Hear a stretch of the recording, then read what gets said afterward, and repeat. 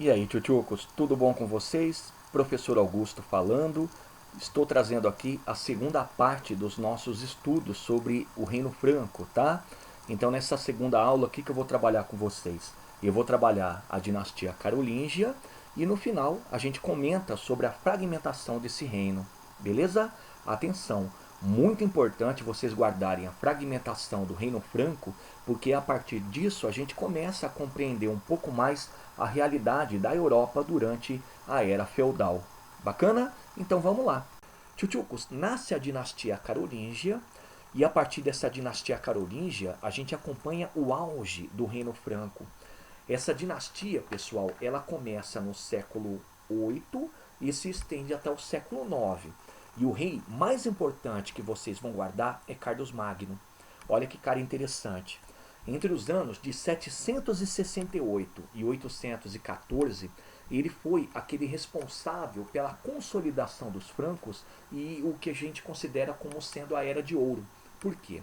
Ele continua praticando o expansionismo esse que vai incorporar o restante da Itália, todo o território da França atual, uma boa parte da Alemanha. E toda vez que ele fazia esse expansionismo, ele recebia apoio da Igreja Católica. E adivinha por quê? Porque a Igreja Católica entendia que quanto mais ele praticava o expansionismo, mais ele conseguia eliminar os bárbaros, que eram pagãos que não aceitavam a Igreja Católica, mas ao mesmo tempo mais ele expandia o catolicismo, ele expandia os ideais que a Igreja Católica tanto defendia.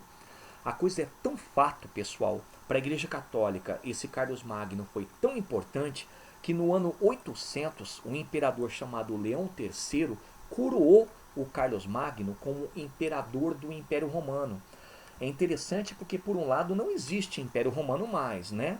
Então era um título meio que honorário. Mas fundamentalmente para vocês, o que vocês vão guardar é que isso foi o que nós chamamos criação do Império Carolíngio. E reparem, a partir desse momento, com a criação do Império Carolíngio, na visão da Igreja Católica, um outro Império Romano, que não existia, lógico, você tem realmente o auge dos francos. Agora, olha que coisa interessante. O território que esse cara dominava, pessoal, era enorme. Para vocês terem uma ideia, o Carlos Magno, pessoal, ele comandava um território tão gigantesco que ele foi percebendo o seguinte: não tinha como você fazer a organização a não ser que você pudesse fazer uma distribuição administrativa.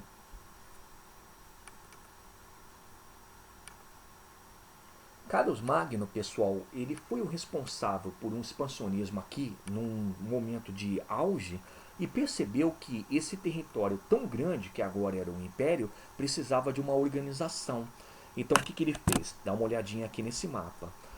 Tchutchucos, ele fez a divisão desse território chamado Império Carolíngio em partes que eram chamadas de marcas e outras que já existiam chamadas condados.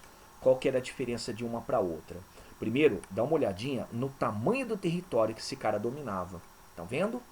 Marcas, pessoal, eram territórios que ficavam nas fronteiras, tá? E é interessante porque isso era doado para um nobre, né, para um chefe guerreiro, e o cara que dominava esse território em nome de Carlos Magno era chamado Marquês. Interessante, né? E a outra parte, que era chamada condado, eram províncias que ficavam no interior, também doadas a nobres ou chefes guerreiros, e esses caras passaram a ser chamados condes. Entenderam as duas titulações de nobreza que vão nascendo aqui? Interessante, né? Então a primeira parte dessa organização que ele faz, que é chamada administrativa, é justamente fazer a divisão do seu próprio território em áreas que pudessem ser comandadas por marquesas ou condes. E fundamentalmente o que vocês estão vendo é uma certa fragmentação política, mas com uma ressalva. É uma fragmentação política que respeitava plenamente o poder central, o poder do imperador. Bacana? Volta aqui. Tchutchucos, o Carlos Magno ele também foi responsável por estender os chamados poderes condais, os poderes de comando de um território, a bispos. Olha só que coisa interessante. Quando ele faz essa distribuição de poderes condais quando ele estende esse poder de comandar um território a um bispo, ele está começando a entregar para a Igreja Católica o que mais tarde vocês vão conhecer é chamado poder temporal. Rapidão, o que é poder temporal? O poder temporal é o poder político da Igreja Católica. Isso já havia acontecido um pouco lá quando foi entregue por Pipino o Breve à Igreja Católica os territórios chamados de Patrimônio de São Pedro. Tá legal? Mais uma outra coisa da administração que ele está organizando. Por quê? Porque os bispos, quando se tornam condes, eles passam a ter o direito de cobrar o dízimo e, ao mesmo tempo, eles passam também a ter o direito de coordenar um território em nome do rei. Beleza? Avança mais um pouco. Ele faz a organização administrativa criando um cargo, pessoal, que é chamado de missi dominici ou missi dominici. Eram fiscais. E o que eles faziam, pessoal? Eles eram sempre aqueles que ficavam percorrendo as marcas e condados para fiscalizar a atuação dos condes e marqueses e, ao mesmo tempo, passar as determinações do rei. Eram dois, tá? Um deles era um conde muito pessoal do Carlos, era um amigo ou um cara muito conhecido, que de certa maneira tinha uma relevância militar, e o outro era um bispo. Estão reparando? É aqui que você percebe mais uma vez que a presença de um bispo é a presença de uma igreja católica que apoia integralmente o governo de Carlos Magno, agora o Império Carolíngio. Fechou? E para finalizar, pessoal, dentro dessa organização administrativa, ele criou um conjunto de leis que eram chamadas de capitulares. O nome é interessante, né? O nome capitulares, pessoal, vem de que as leis eram divididas em capítulos, tá? Mas fundamentalmente, o que vocês vão ter que guardar? Anotem aí. As capitulares, elas foram as primeiras leis escritas da Idade Média, uau, meio que rompendo com aquela tradição bárbara do direito consuetudinário, né? Do direito oral. Segundo, elas bebem da fonte do direito romano, elas têm algumas premissas do direito romano. E terceiro, pessoal, um dos pontos mais importantes é que as capitulares elas versavam sobre diversos assuntos. Assuntos relacionados à política, em que se tratava o beneficium e o comitatus, em que se reforçava o poder central, versava sobre economia, estabelecendo de certa maneira algumas condutas econômicas, versava sobre cultura, protegendo algumas práticas culturais. Então essas são as capitulares. Elas fazem parte da organização administrativa, por quê? Porque fundamentalmente elas representam o poder do rei e eram espalhadas pelos missi dominici e tinham que ser respeitadas pelos marqueses e condes. Boa, boa? Avança então o governo do Carlos, pessoal. Ele foi o responsável pelo incentivo ao comércio, mas atenção, o comércio que ele estava incentivando, pessoal, era um comércio muito interno. E por que interno, professor? Porque todo mundo sabe que externo não tinha como ser praticado. O Mediterrâneo nessa época ele era comandado pelos muçulmanos e toda aquela parte que a gente chamou de parte de Roma Oriental, o comércio era totalmente coordenado pelos bizantinos. Então, como maneira de reforçar a prática agrícola, que já era comum nesse momento, houve um incentivo ao comércio interno para tentar melhorar não só o poderio da economia da civilização franca, mas também o acesso a mercadorias. Belezinha? Outra coisa que ele faz, a gente já estudou um pouco aqui, ele estende logo em seguida os poderes políticos a todos os demais membros da Igreja Católica. No começo era só a bispos, né? Mas conforme o império cresceu, ele foi percebendo que a Igreja Católica podia ser uma aliada nesse quesito da coordenação, nesse quesito de ajudar na administração. Mas por outro lado, o que ele faz? Ele reforça pela terceira vez a aliança que os francos tinham em relação à Igreja Católica. Bacaninha? E para finalizar, tchutchucos, um assunto muito interessante é o lado cultural. Esse cara, para vocês terem uma ideia, até os seus 40 anos não sabia ler e escrever, pessoal. Ele só aprendeu a escrever e ler quando ele percebeu que havia uma necessidade da civilização para se manter hegemônica e ao mesmo tempo para ser reconhecida de financiar a cultura. Então ele foi responsável por um renascimento cultural na Europa durante o governo dele, que é chamado Renascimento Carolíngio. Basicamente, pode anotar o que foi. O Renascimento Carolíngio, primeiro, foi um incentivo à arte, tá? E uma arte toda ligada à cultura greco-romana. O que tanto se incentivou? A arquitetura, incentivou-se também um pouco do que nós chamamos de escultura, tá certo? Segundo ponto, o Renascimento Carolíngio, pessoal, ele também incentivou o ensino da língua latina. Não que ele tivesse abolido as regionalidades, os dialetos que existiam, tá? Mas o ensino do latim era o ensino de um clássico. E a Igreja Católica teve um papel muito grande nisso.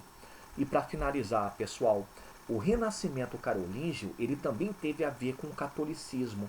Ele também foi muito importante para que você pudesse ter a preservação da tradição católica e, fundamentalmente, você podia entregar o direito ao ensino a um membro da Igreja Católica para que ele o praticasse.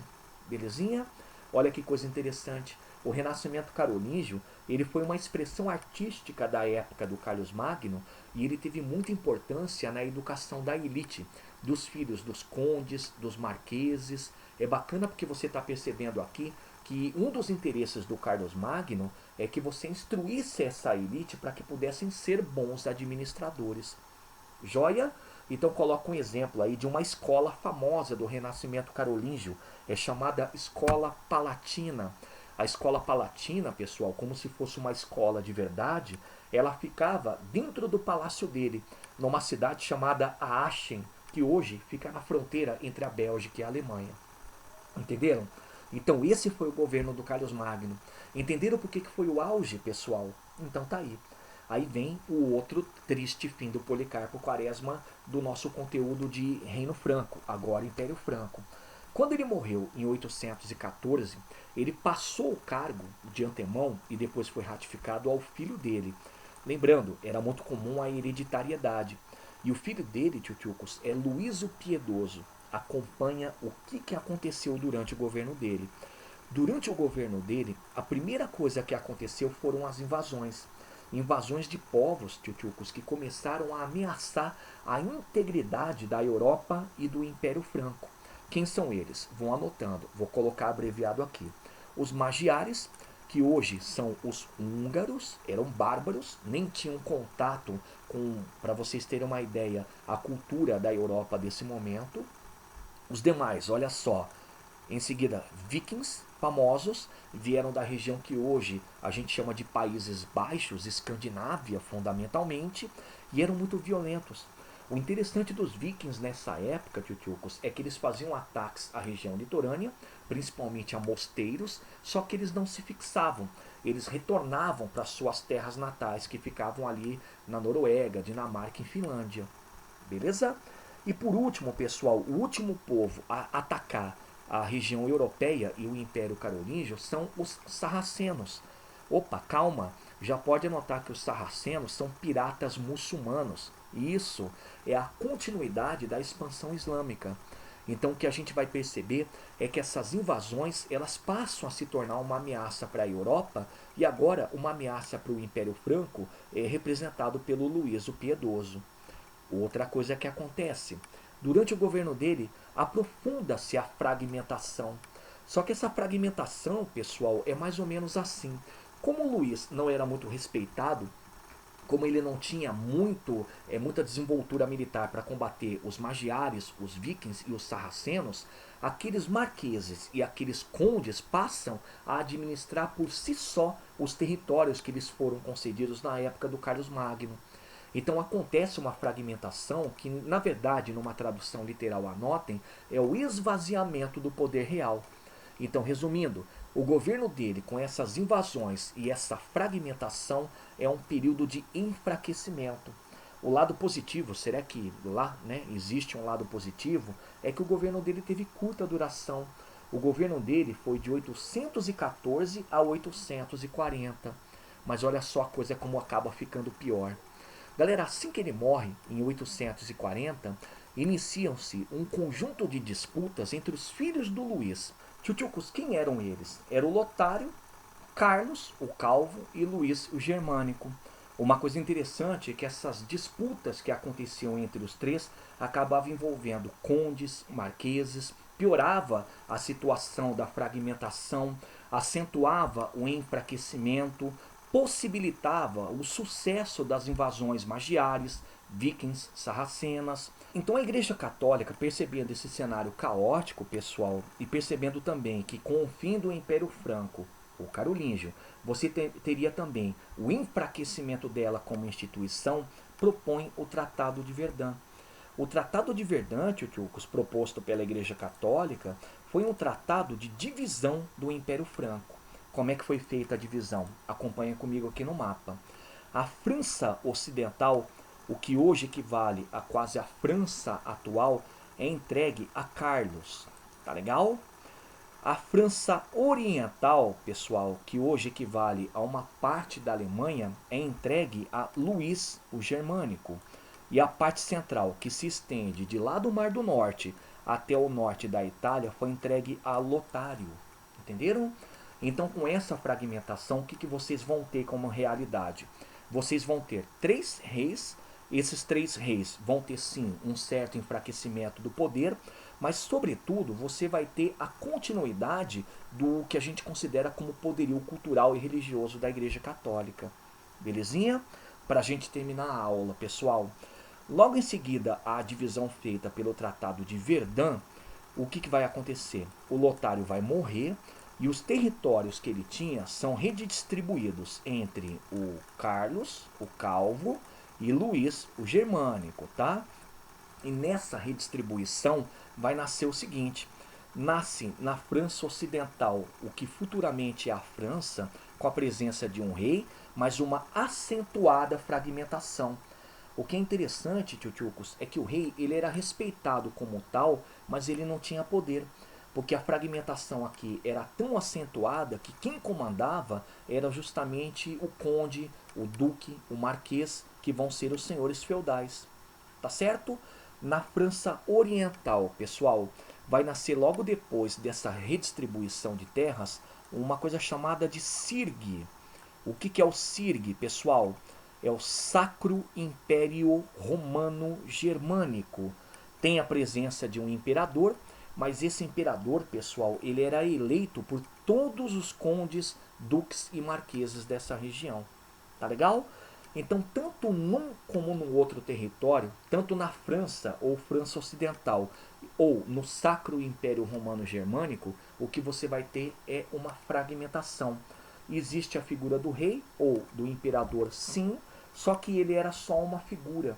Ele só tinha, de certa maneira, o que a gente chama de poder como reconhecimento, porque o poder de fato ficava na mão de cada um dos nobres que ficavam nessa região como donos de terra, os senhores feudais. Tá certo? Tchutchukos, então tá aí, esse foi o conteúdo de Reino Franco. E para finalizar, vamos dar uma olhadinha nessa questão somatória? Vem comigo então, lendo com calma.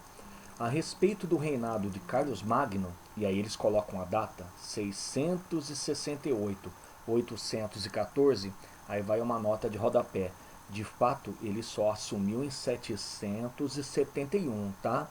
Porque nesse intervalo de 68 a 71, ele dividiu o poder com o irmão dele, que era chamado Carlomano. Depois ele acaba se retirando para o convento, o Carlomano, e o Carlos Magno assume de forma completa. Mas continua. É correto afirmar que, antes da gente continuar, a gente tem que lembrar que Carlos Magno ele marca o auge do chamado Reino Franco. Tanto é que nesse período nós temos a constituição de um Império Franco ou Império Carolíngio. Boa, boa? Quais são os 5 elementos que vocês têm que guardar? A expansão, sempre com apoio da Igreja Católica, a coroação do Carlão pela Igreja Católica como maneira de reafirmar essa relação entre Igreja e Estado, Igreja e Reino Franco, agora Império.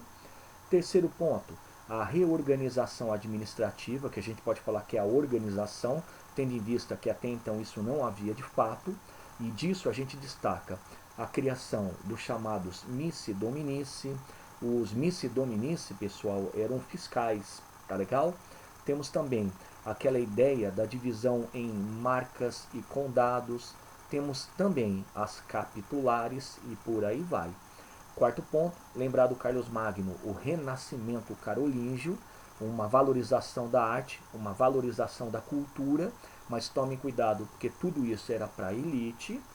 E por último, a gente tem que entender como um pacote geral que o governo do Carlos Magno foi um governo de centralização, mas já apontando para descentralizações. Por quê? Por conta da presença dos condes e marqueses. Entenderam? Então a gente tem um apanhadão geral, a gente sabe que foi o auge, a gente entende que o Carlos faz tudo isso, por isso é considerado o governo dele o Império Carolíngio, e aí vamos às assertivas. A primeira assertiva: foi um período de expansão territorial através das guerras de conquista. Corretíssimo, né, pessoal? Porque quando a gente fala de guerras de conquista, a gente está falando do expansionismo propriamente dito. Aí tenta lembrar que ele dilatou as fronteiras do Império Franco, que antigamente era chamado Reino Franco. Vai lá para 02. Caracterizou-se pela centralização política e organização da legislação. Aí quando vocês leem legislação, vocês se perguntam, mas o que é isso, professor? Legislação são leis. E o maior exemplo de leis durante o governo dele, capitulares. Corretíssimo.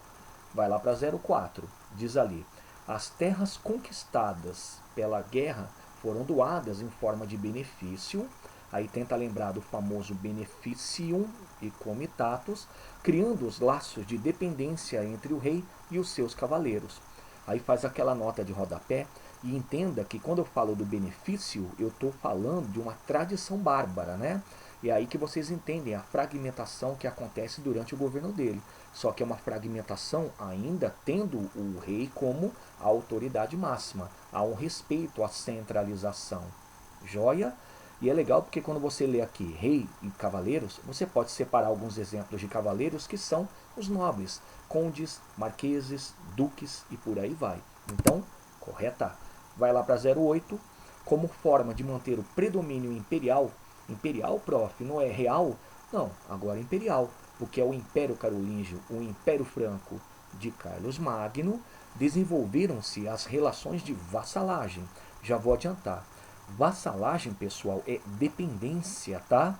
Aí lembra que o beneficium ele era praticado em respeito ao comitatus. Então tinha que haver um comitatus, a lealdade, essa é a vassalagem. Uma coisa que vocês vão guardar a partir de agora. A vassalagem é típica das relações entre senhores feudais, de lá do sistema feudal.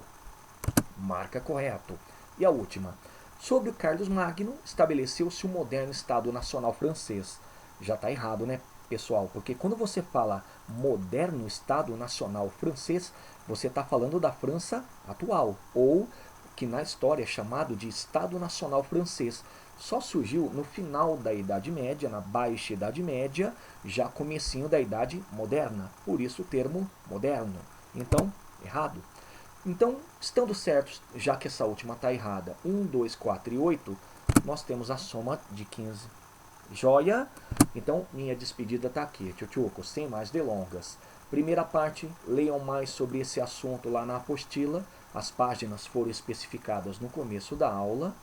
E feito isso, abram lá em Praticando, página 610, resolvam ao exercício 4. Feito, vá lá para Complementares, páginas 612 e 611, eu acho que 611 vai estar ao final da questão 1, e resolvam a questão 1 e 5, tá? E aí, lembrando o mais importante, vocês vão fotografar o que vocês fizeram de tarefa, praticando e complementares, e vão me enviar nesse e-mail. Show? Então, grande abraço, bons estudos e qualquer problema, me procure lá no WhatsApp. Tchau, tchau.